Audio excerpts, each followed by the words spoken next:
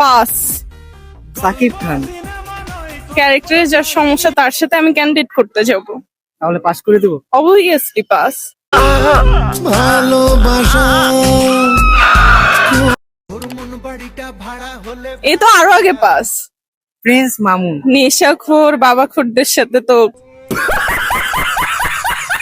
ডেটের কোনো প্রশ্নই আসে না। বিএমডব্লিউ আছে।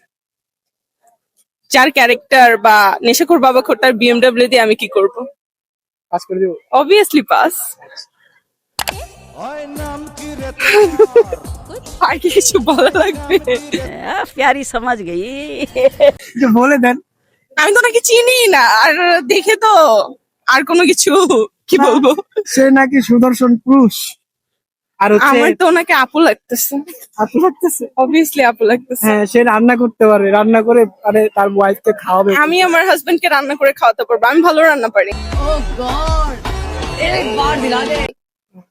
এখন বলতেছে আপনাকে রান্না করার কোনো কষ্ট করতে না হবে না, আমি রান্না করতে ভালোবাসি। আচ্ছা, তাহলে তাকে পাস অবভিয়াসলি পাস। মানে সে নাকি মামুনের আম্মুকে বিয়ে করবে আসলে চাইতেছিল। করুক, ওইখানেই ভালো হবে।